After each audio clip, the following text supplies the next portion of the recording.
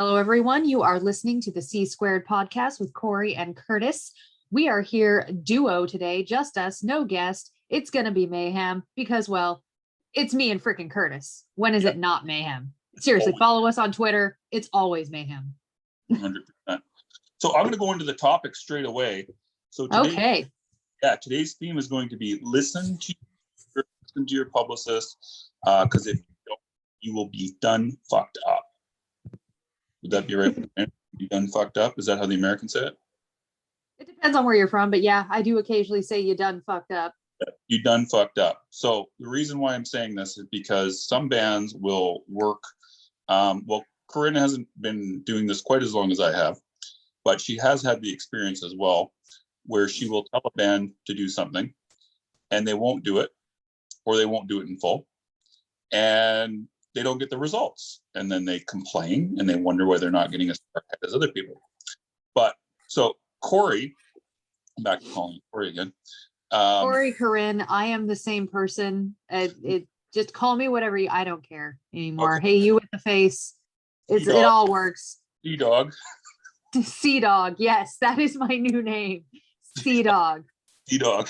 So Cori started working with two bands prior to working with me. One was Ligature Marks, the other one was Kiaville. Both, and she's mainly been focusing on a Kiaville because they had a new release coming up. Ligature Marks only had a video coming up, but she's kind of, I wouldn't call her like, a dominant manager, but she's very direct in what she wants and what she needs from people. So Kiaville, before they started working with her, and you can correct me if I'm wrong, didn't have any management. They didn't have any publicity working with them. They didn't have a label. They had a short-term manager who was one of those pay by the month. Mm-hmm. You know what I mean? The ones we say run from. They had one of those who collected 3 months of her monthly fee and then didn't deliver any results. So that's about as help. That's about as much help as they've gotten. Okay. So Cori comes along. Cori's got no experience, but she's got a lot of willingness. She's got 10 years background in marketing. She knows how to make a web store. She knows how to do social media. She knows how to do sales. She knows management. But she hasn't really done any of this in music yet, other than doing metal injection. Mm-hmm. She takes on, and she starts acting like a boss, like she should be, because she's a man, for lack of a better word, right? Right? We're a team, but yeah, I definitely steer them in the right direction. Yeah. She's the captain of the ship, in other words. So basically, once she started doing this, and to my understanding, the band did not resist heavily, correct, at first? So really, they only resisted my help at first, but that was my help as a whole. But for the most part, they've kind of just trusted me to do what was right. Obviously, there's been some, a little bit of headbutting, disagreeing on opinions, but I mean, I have data on my side. Yeah, we'll get into that in a minute, but just hold on. So just the very first part, you volunteered to help them. Mm-hmm. They got weirded out, but then they finally agreed. This is basically the story. Yeah.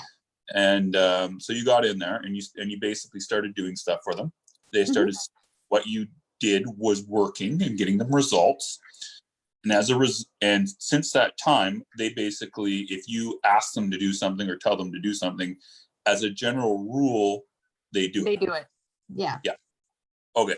So I want to point out, so can you go over some of the stats that Kiaville has had since the boss has been in control of the ship and steering them in the right direction, I guess is the right word we're looking for.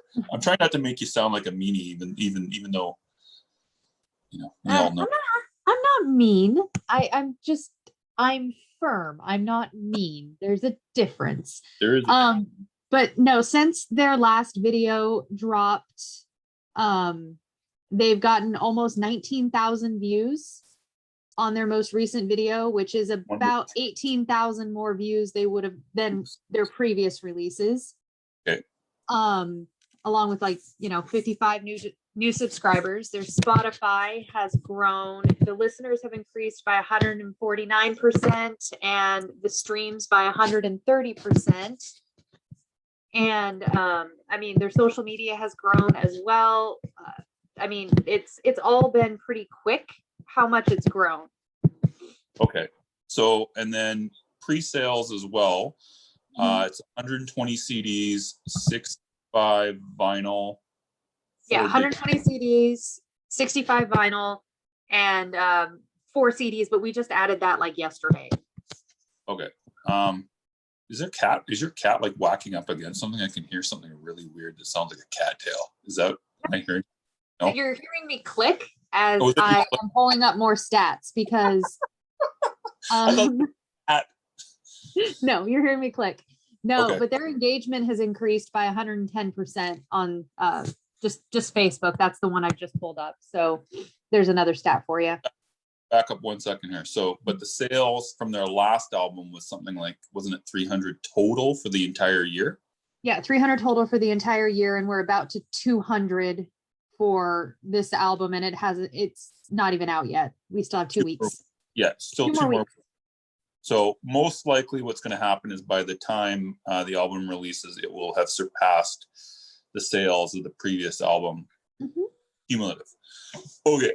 So where am I going with this here? So this is all just because of the fact that Cori, I'm tooting your horn right now, knows what she's doing when it comes to marketing. The band was smart enough to recognize the fact that she knows what she's doing. So since that time, now they basically, if you give a suggestion or an order, however you want to call it, they generally just put it into practice, correct? Yes. Okay. So now how have you seen, so I know you haven't had too much experience with other bands, but how has working with them been different than other bands that you've noticed in that regards? So other bands that I've noticed, and it's not like necessarily ones I've worked with, just ones that I know in general. Yeah. They resist the advice. There's a lot of people that, especially if they've been around for a little bit, they don't listen. Yep. And they think that they know everything about the music industry because they've been in it for so long. And, you know, my whole thought is, well, you've been in it this long. Why aren't you James Hetfield yet? Yep. Clearly you don't know everything that there is to know. And I mean, I don't know everything there is to know. But yeah, or they're too afraid to try something that's out of their comfort zone. Cause that's something that I've run into with, I mean, even a Kievel, there are situations where they don't necessarily fully understand the concept that I'm going for. And they're a little afraid to try it, but they got to the point where they trust me and they're like, okay, if you say that this is a good idea, we should try it. We'll try it. Yeah. And I mean, like Slay at Home, that was a prime example right there of, you know, originally they were like, well, I mean, they didn't really understand the whole concept of Slay at Home. And they're like, well, I guess, you know what? They've got a big audience. We'll try it. Yeah. And it knocked, I mean, it knocked them so far forward that they ended up selling out of their previous album, all of the copies that they hadn't sold the previous year. That's awesome. So, yeah. So wait, back up there. So you also increased the sales of the earlier one. Mm-hmm. Oh, on top of that, just wanted to point that. Yes. We so it's on reorder now, but we've actually sold copies of the vinyl that we still have. We haven't sold any more copies of the CD because they're sold out, but we've also sold digital copies on Bandcamp. So, okay. So just by doing a few actions with you, they sold more copies of the earlier one.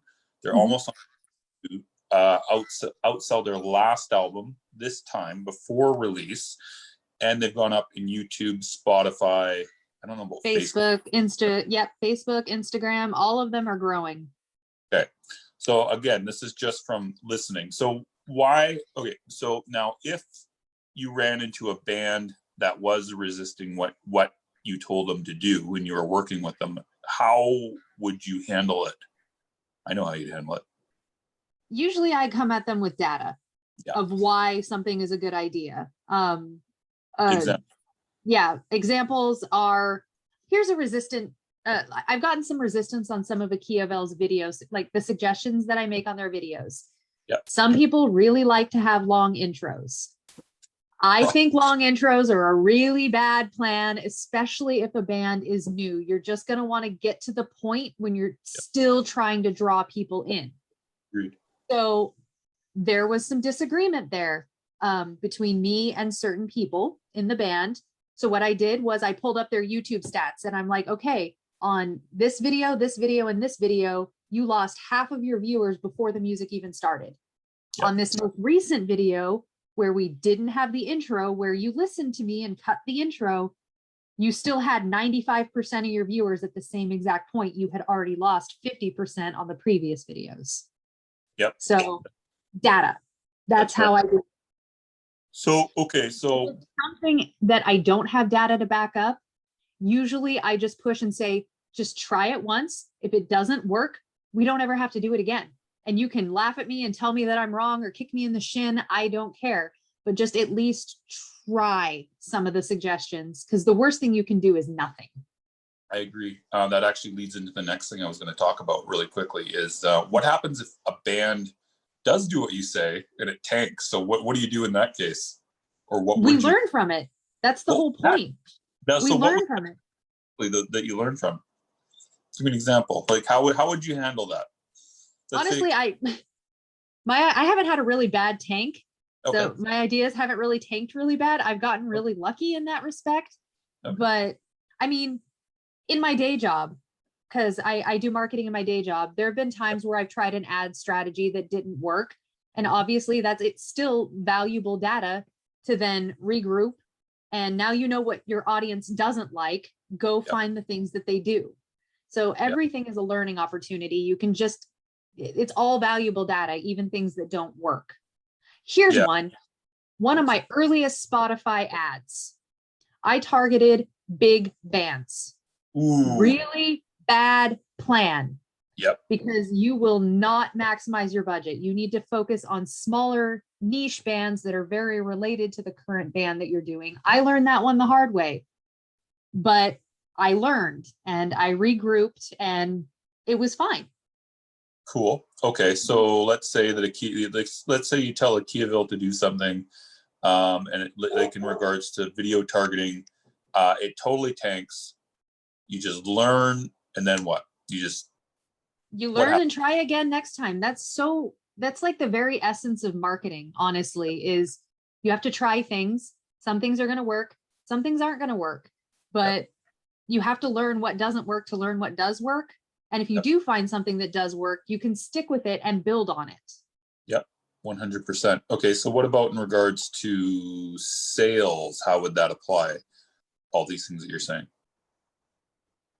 So if you notice, like, you have a whole lot of videos or a whole lot of views, a whole lot of traffic, but you're not making sales, go through your sales process as if you were a customer, as if you were a fan, and identify all the pain points. Write down how many steps it takes you to get from, oh, I like this band, to, okay, I've now purchased all of this, and reduce the number of steps. You can sit there and you can learn just by acting like you're the customer and going through the process that they go through. Yep. We did it last week. We did that last week. We did it last. Something wasn't working, and we identified the pain points. Yeah, and we both of us didn't catch the first time too. I want to point out both this for a long time. Okay, so then you do what your manager tells you, what your publicist tells you. So now, if you're not getting results after doing what your manager or your publicist tells you consistently, what would you say would be the best course of action in that case? Oh, geez. If you're not getting good, huh? I'd want to fire them, but I want to hear what you got to say. Honestly, if what they're telling you to do isn't getting you results, then yes. Yeah. It's either them or it's you. Yeah. So that's the whole thing. If you've worked with multiple people and you're not getting results, it's you. 100%. If you've worked with one person and you're not getting results, you can always try another person. And if you still don't get results, it's you. Yeah. There's something about your sound. There's something about your image. There's just something that isn't clicking with the audience, or you're targeting the wrong audience entirely. Like if you're in your 50s playing, sludge metal or whatever, and you're trying to target 14-year-olds, there's a disconnect there. You're not going to get the young fans.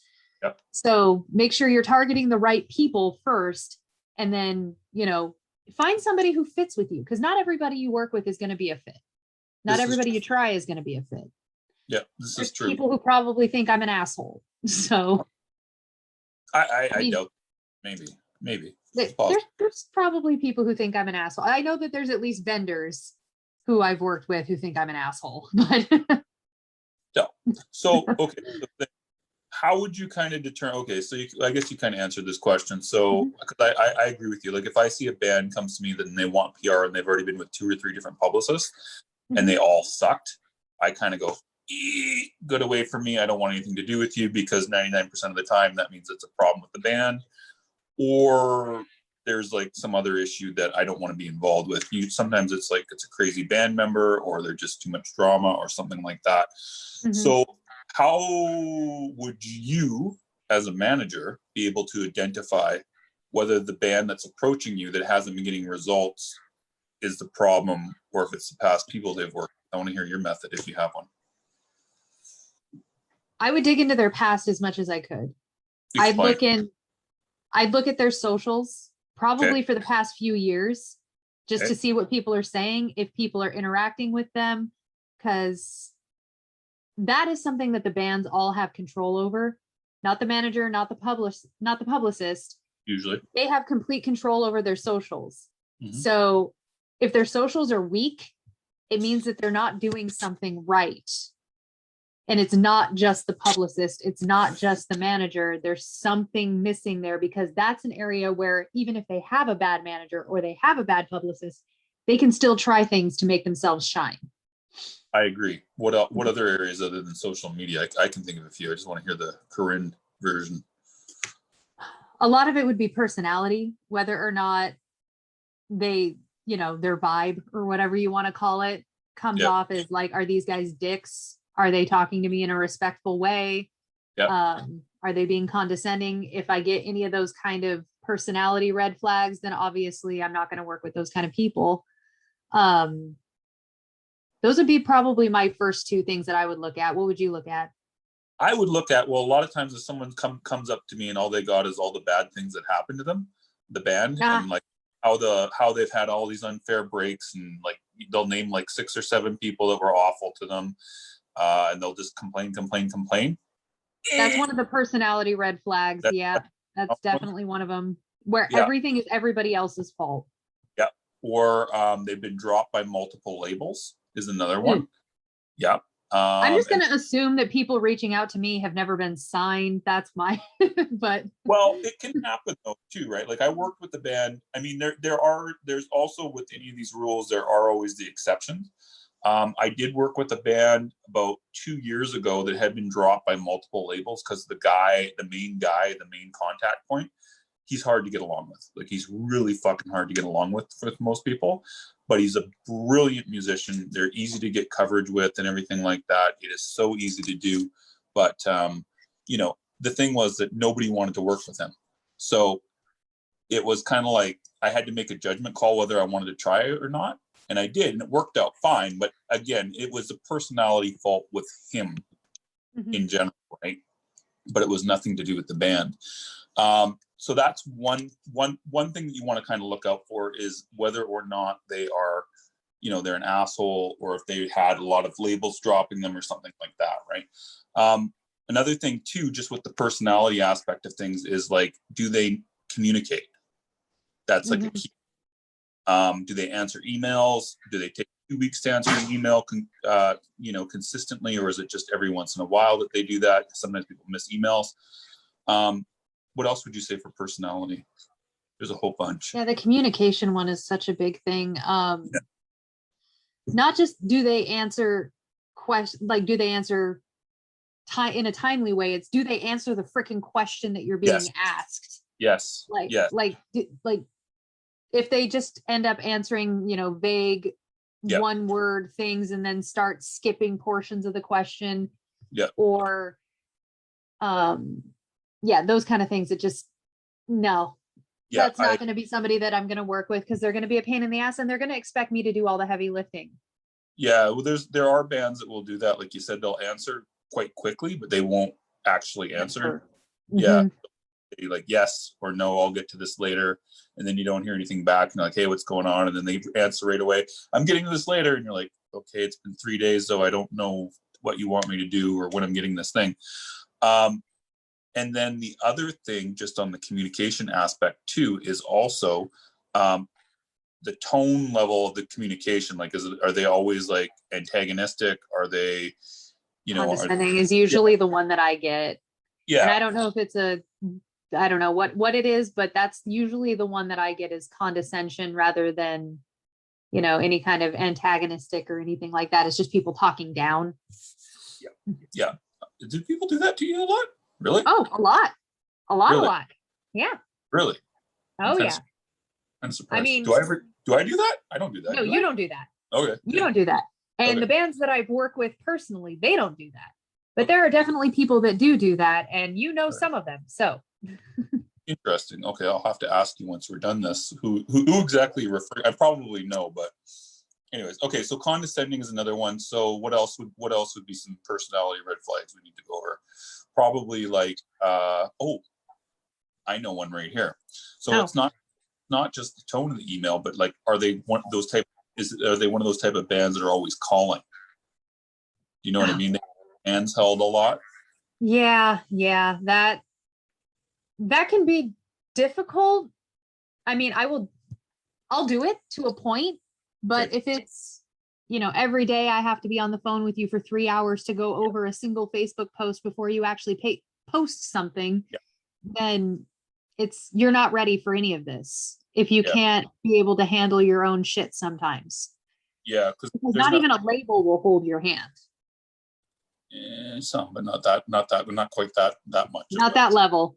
No, but I mean, I've had bands that wanted to call me like virtually like all the fucking time. And it's like when it starts out that way and they're like, can I call you? And then I let them call me and then they want to call me again and then they want to call me again and they want to call me again and they want to call me again. Out, no more, no thank you. Okay, so we went over the personality traits that need to be in place. So what are the positive ones that you would be looking for in a band? Not the negative ones, but the positive ones. Excuse me. So the first thing is the quality of what they're putting out. So the thing, music wise, videos wise, the thing that really blew me away about a Kievel is they're small, but they put a lot of emphasis on quality of their sound and of their videos and everything. So okay, first of all, it's got to be something that I like. If it's going to be somebody that I'm going to take on as a management client, if I don't dig your sound, even if it is quality, if I don't dig it, I won't be able to put the level of passion necessary to elevate your career. And that's just but okay. That's my personal quirk. I have to, and I like most things. It would have to be something really, really just off the wall for me to not like it. But even then, I love Mora Procasa. I don't know if you know who they are. Yeah, no. I'll have to show it to you. It's weird. Okay. And I absolutely love it. So, I mean, chances are I'll like your sound. But then it goes into quality. Communication obviously has to be top notch, but also the level of effort that they're putting in.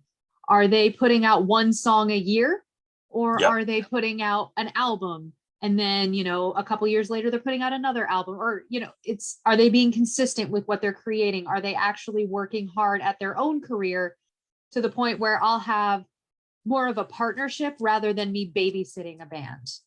That's key. It's the partnership versus the babysitting, because there's always a difference when the band is invested in it themselves versus just expecting it for them. Because that's one key thing that I noticed about a Kievel, at least, is that they seem to at least be invested in doing what it takes. They are. There's a lot of bands I work with. It's just they want to get PR done just to look cool. They don't care about making sales, nothing like that. The campaigns always go okay. It's nothing spectacular, just because they're not putting the push into it. So how would you kind of be able to tell, do you think, if the band is going to do that push in advance? Usually by how consistent they've been. I mean, Kievel was new. They'd only had one album, but So I was consistently communicating with them prior to being their manager. So I covered one of their first videos for Metal Injection as part of one of my underground roundups. I randomly stumbled across them on YouTube. Even though they didn't have PR, they reached out to me for all of their subsequent releases to make sure that I got it so that they could potentially get coverage. They consistently tried to help themselves. Mm-hmm. Granted, they weren't doing the best at it because they just had too much, they have too much on their plate. Mm-hmm. And they don't have the guidance or really the marketing know-how to do any of this. Mm-hmm. So that's when I stepped in, but they still tried.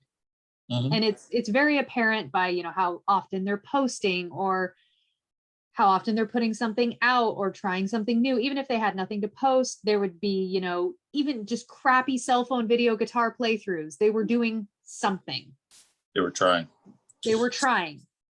Okay, so now we're going to turn this into one more thing actually before I ask this question. Mm-hmm. So, all right, so if you see a band that's trying, now how do you kind of determine whether they are the correct fit, even though they're trying and they have a good sound, if you get what I mean? Do you know what I'm saying? Like a good fit for me personally? Yeah, like how would you kind of figure out if it was a good fit for you personally? Well, one, I'm still super new at this, so there's that. Fair. But honestly, it would probably come down to whether or not I mesh with them personally. If they're people that I could see myself working with closely, because I talk to Akiavel all day, every day. Yeah. They have to be somebody that I mesh with. And I talk to them more than I talk to my own family. It's yeah. So the mesh things, you kind of want to feel them out first. Mm-hmm. Okay, now we're going to switch it kind of over to you just for a brief period, and then we're going to talk about the PDF. Mm-hmm. So now, what kind of qualities do you think you personally have or had that made you a good fit for the band? So one of the biggest ones is I have a really long background in ads management. Mm-hmm. So I've already learned quite a bit that I could apply to Akiavel. There's also a lot of areas where I could have been, and I was a cost savings for them so that they could invest in other areas that would get them more traction. You saved them huh? You saved like them 10 grand. Oh, 10K was it? Yeah, I've saved them like 10 grand because I was able to build their website and set up their e-commerce. I did the graphic design for their album mm-hmm. and all of their merch, getting it ready for, I didn't do the illustrations, but there's still graphic design that had to go into all of that. So getting it all ready for the print on demand for Season of Mist, and then obviously networking like a motherfucker. Yes. Yep. To get them what I lack from people who had it already. So those are the areas. And I have a really long background in social media management. I manage Metal Injection socials, and they're huge. So, I generally know what works and what doesn't on social media, that kind of stuff, areas where they could get more viewers, more fans, more sales. I have a long background in marketing and sales. Yeah, and you do quite well with them. You've done a phenomenal job because you've taken them from nothing to something, which is good. Well, let's hope I can continue that. That's the whole point. I hope I do. We will. So, anything else you want to say about Akiavel before we go into the next subject? Well, obviously their new album is out on the 23rd, so people should keep their eyes peeled for that. I'm going to shamelessly plug right now. Well, that's fine. Go ahead and shamelessly plug. This is my podcast. I'm plugging things. There's also a new single coming out on Monday, don't forget. Yeah, there's a new single coming out on Monday. The album drops on the 23rd. There's a whole lot more coming up for the next 4 months. There's something every month. For the next year. No, that's true. That's true. But at least for the next 4 months, there's something coming up. For the next year. Okay, for the next year. For the next 6 years, there's something coming up. I don't know if we're going to go that far quite yet. Okay, next thing we're going to talk about. No, but in seriousness, you do have a plan for the next year, and it's solid. You do have a solid plan for the next year. That is one more thing actually we should take up super quick, is that you should also be thinking your marketing in terms of years or months versus a short period of time. Can you briefly go over that before we talk about the PDF? Because I think that's important. Yeah, especially for smaller bands, the longer you can stretch out your promo period, the better. Even if it's, some of it's before and some of it's after your album comes out, which is what I'm doing with Akiavel. Because Akiavel's album is coming out sandwiched between two major releases that I'm competing against. And obviously I'm going to lose competing directly. Yeah. I'm not going to be able to outperform those two particular releases. No. But I am going to be able to piggyback on them by targeting their audiences with ad placements, because I know those channels are going to have major traffic. And I'm also going to continue to we shuffled around the video promo schedule and all sorts of things to extend the promo after the album is released, because it's coming out in April and we've still got things planned out to August. So the longer you can stretch it out means the more times people are going to see your name, the more times you're going to pop up, and the more likely people are to remember you, rather than squishing it all into 1 month or 2 weeks or whatever, and then not doing anything for the next year. Yeah, because one thing that a lot of bands will do is they'll have a lot of content, but then they'll do what you said, is they'll just kind of sandwich it all into this little tight little chunk. But you'll see a massive peak in your traffic. It'll go like this. It'll go way, way up.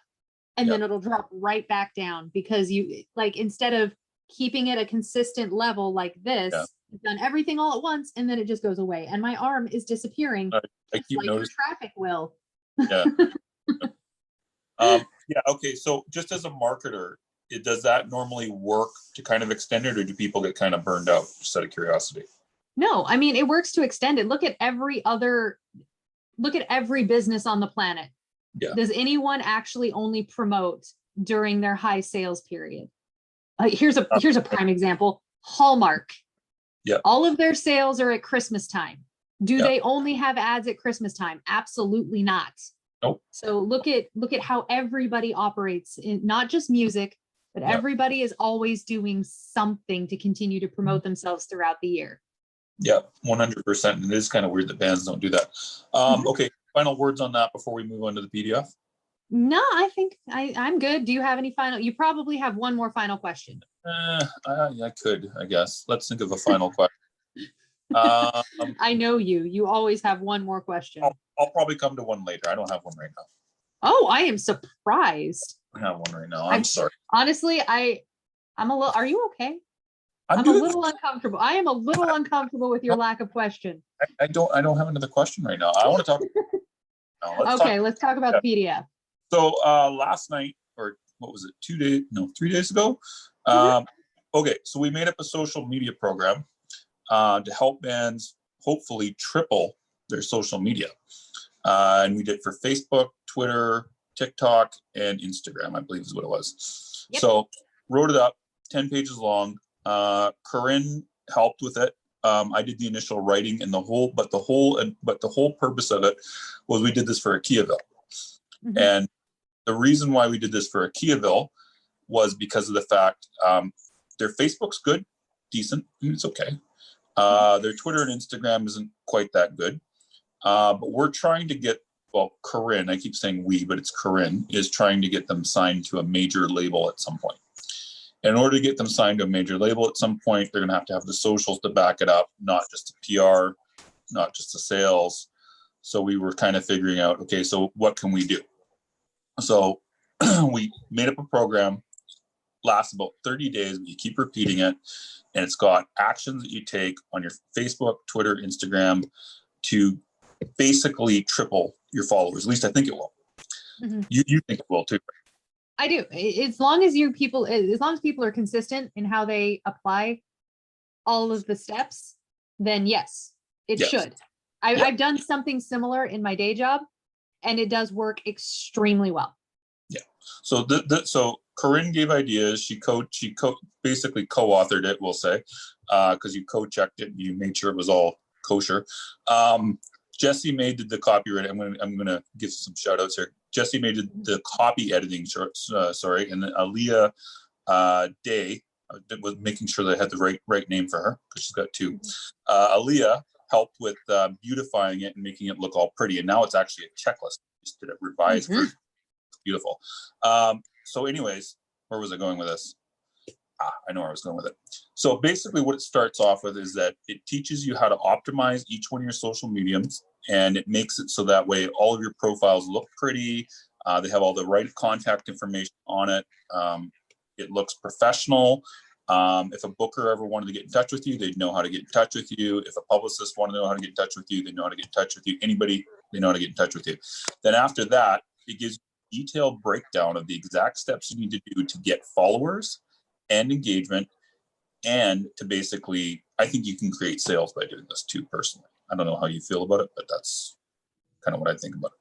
Well, obviously, the more followers and the more engagement you have, naturally sales will follow. Agreed. But here's the key point. This does the whole thing organically. This has nothing to do with ads. So right now we're selling this PDF for $15 just for the next few days till Wednesday, I think is what I said. And then after that, we're going to be selling it for $30. I do not have a link to purchase this right now because I do not want to sell it broadly yet. So if you want a copy of it, you got to DM me or email me by looking at the links in the show note. You ask one of us for it, we'll send you an invoice for $15. Otherwise, you got to wait till next week when we get the lead page set up, and you can just buy it for $30. But some of the feedback we've already gotten from it, Julio Ray, for example, has already looked at it, and he said that he thinks it's phenomenal.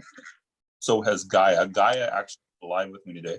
I don't know if I told you about this, but she has now already increased her, I think it was her Instagram engagement and reach just by starting this starting this program today. And we're going to check her in 30 days to see what her stats are like. But I think that they're all going to increase. Anyways, I think it's going to increase. What else do we want to talk about with the people? No, just follow it. Seriously, buy it, follow it, read it like your Bible. It is your social media Bible. I think so. What do you think? What do you think is going to be the key part of the program that will get people results, out of curiosity? The biggest thing is going to be consistency. That is where most people fall off, is they'll be gung-ho for it for about a week, and then they get burned out and they stop doing things and everything just falls away. And you can't do that when it comes to social media. Consistency is king. Yeah. How much time per day do you think a person would need to do it? I'd say about an hour. Yeah, a minimum of an hour. If you have a ton of comments and stuff, make sure you're replying to everybody's comments and saying thank you when people share your content. So if you have a ton of those, it could be longer, but a minimum of an hour. Yeah, I agree. And it shouldn't be very hard for anybody to do. It's pretty easily laid out, I think. And the steps, I think if you do them in sequence and you don't jump around, I think that you'll start to get a lot of results pretty quick. I think that's all we got for today. Do you got anything else? I think that's all we've got for today too. Cool. Unless you have one final question. I actually don't have a final question tonight. It makes me really uncomfortable. I do have something to ask you when we get off, but I do not have a final question. Party on, Cori. Party on, Curtis.